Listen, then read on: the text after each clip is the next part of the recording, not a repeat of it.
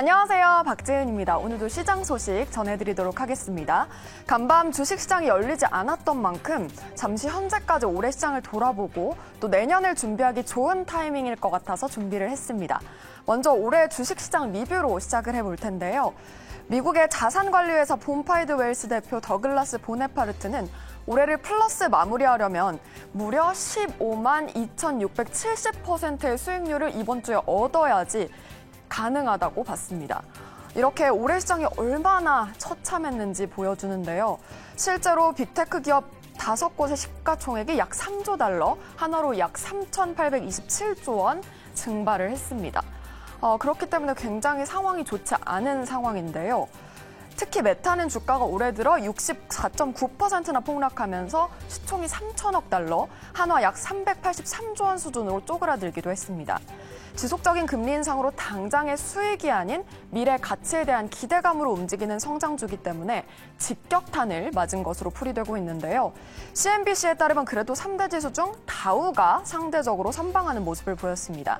샘 스토벨 CFR의 수석 투자 전략가는 다우 지수는 주로 가치주가 많기 때문에 올해 경기 침체 우려로 심한 타격을 받은 성장주에 비해서 아웃퍼폼했다고 봤습니다. 특히 쉐브론은 올해 51.2% 상승하면서 다우지수 내 가장 많이 올랐고요. 러시아의 우크라이나 침공 이후 원자재 값이 올랐기 때문으로 풀이되고 있습니다. 반면 다우지수 내에서 올해 가장 많이 떨어진 종목은 인텔로 49.3%나 급락했습니다. 인텔을 포함한 반도체 섹터는 올해 공급망 차질로 지속적인 어려움을 겪고 있는데요. 또 다우지수에는 없는 종목이지만 AMD가 인텔을 제치면서 최대 반도체 업체로 올라오기도 했습니다. 한편 월스트리트저널은 기업 인수 목적 회사죠. 스펙 열풍이 시들해지면서 올해 연말 들어 잇따라 청산에 들어갔다고 보도했는데요. 사실상 스펙 열풍이 끝났다고 본 겁니다. 팬데믹 이후 IPO의 대안으로 붐을 일으켰지만 주식시장이 침체에 빠지면서 투자들이 서류상만으로 존재하는 회사를 투자하기 꺼려진 것으로 풀이되는데요. 특히 신규 상장 자체가 줄면서 스펙을 채우고도 2년 안에 합병 계약을 찾기 어렵다고 덧붙이기도 했습니다. 지난해 미국과 한국의 서학개미들이 손쉽게 신규 상장주를 얻어서 시세 차익을 얻으려는 목적에서 스펙 투자가 열광한 것과 관련해서 대비가 되는 모습인데요. 과연 올해 시장이 얼마나 어려웠는지 알 수 있는 대목이었습니다.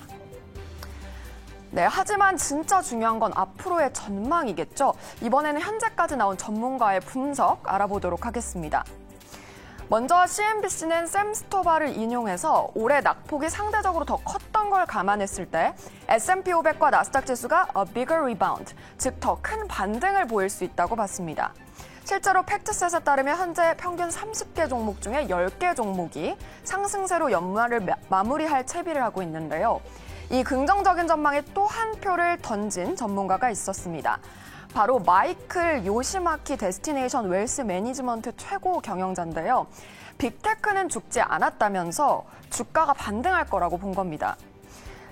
요시카미 CEO는 장기 투자자가 지금과 같은 어려운 시기를 견디고 앞으로 더 성장할 수 있는 기업을 선별해 포지션을 바꿀 수 있다면서 워런 버핏식의 가치주 투자 전략을 가져갈 것을 조언했는데요.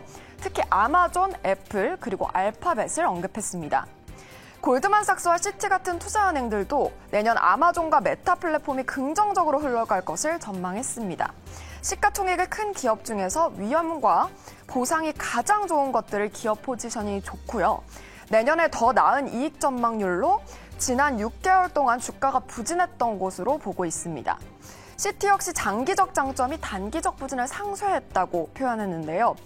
여기에 댄 아이브스 웨드부시 애널리스트도 함께 힘을 실어주는 모습이 나타났습니다. 야후 파이낸스를 통해서 거실 경제 환경과 이미 악재들이 시장에 반영됐음을 고려한 건데요. 내년 테크주에 대한 전망이 밝다고 말했습니다. 특히 by dodging Fed headwinds, 즉 연준의 역풍을 피할 거라고 보면서 내년 테크주 전망을 긍정적으로 바라본 겁니다. 약 20% 오를 것으로 내다봤습니다. 반면 이러한 긍정적 전망에 찬물을 끼얹는 의견도 있었는데요. 바로 유명 주식 블로거이자 CFA인 마이클 게이드입니다. 트위터를 통해서 많은 투자자들이 향후 2주 Related Market Calm, 즉 상대적인 신상 안정 그리고 산테랠리에 대한 기간이 될 거라고 예상을 하지만요. 이번에는 기대하지 않는 게 좋을 거라고 못 박았습니다. 이렇게 상반된 두 전망 가운데 과연 실제 시장은 어떻게 흘러갈지 추이는 저희 매일경제TV와 함께 체크해 보시죠. 네, 지금까지 시장 상황 알아봤고요. 자세한 아시아 시장 마감 상황은 박지원 아나운서와 함께 할게요. 크리스마스 휴작으로 오늘은 중국 증시 그리고 아시아 증시를 보도록 하겠습니다. 중국 증시의 주요 지수는 소비 회복 기대 관광 관련 종목을 중심으로 상승했습니다. 상하이 종합지수는 개장 초반 소폭으로 상승세로 출발해 장중 상승폭을 확대했는데요. 이날 중국 상해 종합지수는 0.65% 상승 마감했습니다. 중국의 코로나19 신규 확진자가 계속해서 급증하지만 시장은 내년에는 소비가 회복될 것으로 기대하는데 무게를 뒀습니다. 이에 따라 관광업 중심으로 이날은 매수세가 집중됐고요. 중국이 성탄절에 대만 주변에서 올해 들어 최다인 군용기 71대를 동원해서 무력 시위를 전개했다는 보도가 나왔습니다.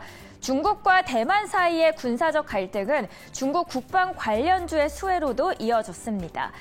일본도 잠시 언급을 해드리면요. 니케이 지수는 지난 주말 뉴욕 증시를 반영하면서 개장 초반부터 상승세로 출발했습니다. 이날 일본 니케이는 0.65% 상승 마감합니다. 미국의 인플레이션이 개선됐다는 소식을 주목했습니다. 유가 상승은 천연 자원 관련주의 매수세를 자극했고요. 최근 일부 종목의 하락세를 활용한 저가 매수세도 활발하게 이날은 유입이 됐습니다. 업종별로는 광업, 석유 그리고 석탄 제품 등의 강세 분위기를 주도했는데요. 이어서 박재현 아나운서 다시 아시아 증시에 대한 전망 함께해 주시죠. 네, 앞서 말씀드린 대로 간밤 주식시장이 열리지 않았기 때문에 외신이 바라본 아시아 증시 살펴보도록 하겠습니다. 먼저 최근 코로나19 재확산으로 계속해서 이슈가 불거지고 있는 중국 시장을 보도록 할 텐데요. 블룸버그 통신에 따르면 중국의 내수 시장이 크게 위축돼 내년 경제 전망이 어두워졌습니다. 코로나 확진자가 폭발적으로 증가하면서 중국의 인구 이동이 감소했고요. 이로 인해 소비 위축이 됐기 때문입니다. 많은 중국인들이 경제 활동에 참여하지 못하면서 특히 자동차 판매량 그리고 주택 거래량이 크게 감소했다고 전해졌는데요. 중국의 소비 활성화 여부를 가늠하는 지표로 활용되는 자동차 판매 증가율은 올 10월부터 감소세로 돌아섰습니다. 부동산 시장은 더 심각한 상황입니다. 중국의 국내 총생산에서 차지하는 비중이 약 25%인 부동산 거래 증가율이 위태롭기 때문인데요.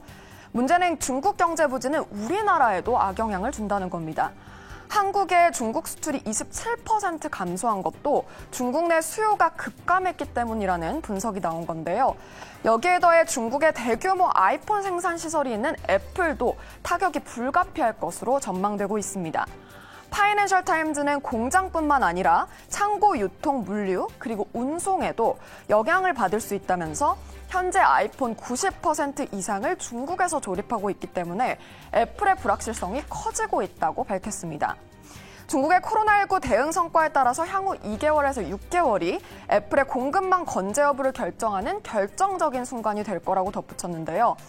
중국 경제가 위축되면서 제로 코로나 정책이 가동되던 올 상반기 상하이 봉쇄 때처럼 제조업 생산이 급감해 글로벌 상품 공급 교란이 되면 세계 경제가 스태그플레이션에 빠질 수 있다는 우려도 나오고 있습니다. 다만 중국이 위드 코로나 과정에서 경제 성장이 둔화해 원자재 가격이 내려가면 미국 등 물가 상승률이 하락하면서 경제 연착륙에 들 수도 있다는 긍정적 예측도 존재한다는 점 확인해 보시면 좋을 것 같습니다. 한편 우리 시장, 특히 반도체 시장에 기대를 줄 만한 긍정적인 외신도 있었는데요. 로이터 통신은 삼성전자의 반도체 생산 확대 소식에 주목하면서 삼성전자의 지속적인 투자 계획이 메모리 반도체 시장에서의 점유율을 끌어올릴 것이다 라고 봤습니다. 특히 반도체 수요가 회복될 때 주가가 뒷받침되는 데 도움이 될 거라고 봤고요. 메모리 반도체 경쟁사인 미국의 마이크론 그리고 대만의 TSMC가 반도체 투자를 줄여나간다는 소식에 대비된 소식이죠. 이렇게 외신이 본 아시아 시장 소식 전해드렸는데요. 오늘장 개장 준비하는 데 도움이 되셨으면 좋겠습니다. 지금까지 아시아 외신 살펴봤습니다.